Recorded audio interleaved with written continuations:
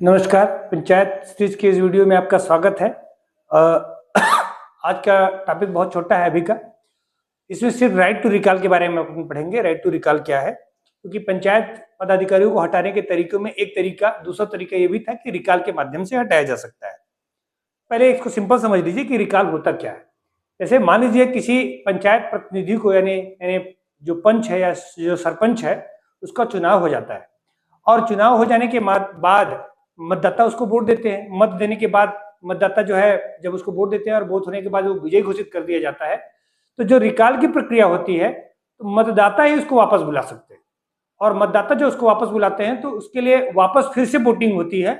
और अगर जितने मतदाता हैं उस गांव में, जितने भी मतदाता हैं, अगर आधे से अधिक लोग यानी 50% लोग भी अगर ये चाहते हैं कि जो पंच या सरपंच है उसको हटाया जाए तो रिकॉल की प्रक्रिया लाएगी। तो आइए देखते हैं कौन कौन सी प्रक्रिया है। राइट टू रिकॉल की जो प्रक्रिया होती है वो धारा 21 के माध्यम से होती है। यानी धारा 21 में राइट टू रिकॉल की व्यवस्था दी गई है, इसको बाद में जोड़ा गया है। ये केवल पंच या सरपंच के लिए होता है, यानी केवल ग्राम पंचायत में आता है। जनपद पंचायत में या जिला पंचायत सदस्यों के लिए या जिला पंचायत अध्यक्ष और उपाध्यक्ष के लिए व्यवस्था नहीं है।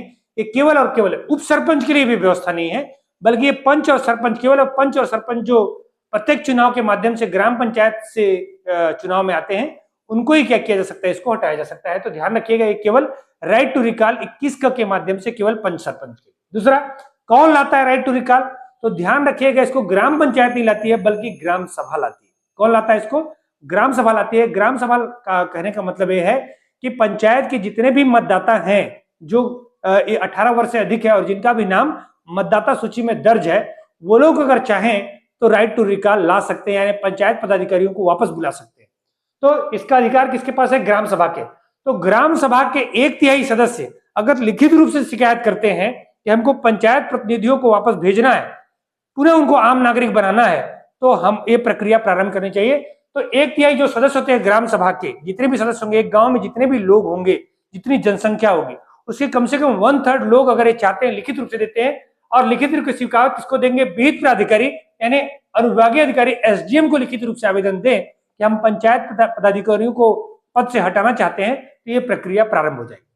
तो धारा 21 के माध्यम से केवल पंच और सरपंच के लिए लाया जाता है। अधिकार केवल ग्राम सभा के है। ग्राम सभा के 1/3 सदस्य लिखित रूप से शिकायत करते हैं, किसके पास? विहित प्राधिकारी यानी एसडीएम के पास, इसके पास शिकायत करते हैं। अनुविभागीय अधिकारी इसकी सूचना 7 दिन के भीतर राज्य सरकार को देती है, क्योंकि राज्य सरकार राज्य निर्वाचन आयोग के माध्यम से चुनाव हुआ है। तो अनुविभागीय अधिकारी यानी जो एसडीएम होगा वो इसकी सूचना कहां देगा? राज्य सरकार को इसकी सूचना देगा कि जो आम जनता है, जो उस गांव की जनसंख्या है, जो मतदाता हैं, वो अपने प्रतिनिधियों को वापस बुलाना चाहते हैं। तो इसकी सूचना कितने दिन के भीतर दी जाएगी? 7 दिन के भीतर। ध्यान रखिएगा, राज्य सरकार को इसकी सूचना दी जाएगी। जब राज्य सरकार को इसकी सूचना दे दी जाएगी तो फिर से निर्वाचन होगा। यानी अब पहले निर्वाचन जो हुआ था वो चुनने के लिए हुआ था, अब जो चुनाव होगा वो हटाने के लिए होगा।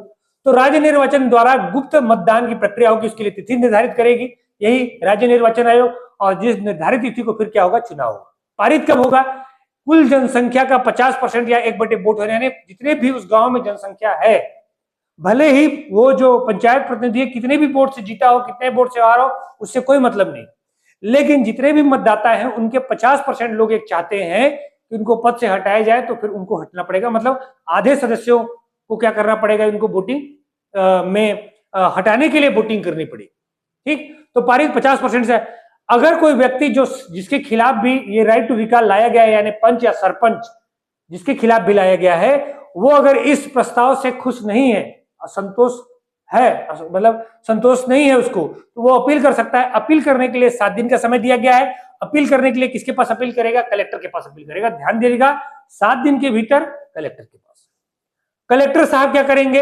अगर 7 दिन के अपील हुआ तो फिर उसमें निर्णय लेंगे, फिर से देखेंगे कोई समस्या है, कोई जांच वगैरह करेंगे। अगर होगा तो समस्या का निराकरण जो है कितने दिन के भीतर करेंगे? वो 30 दिन के भीतर समस्या का निराकरण कर देते हैं।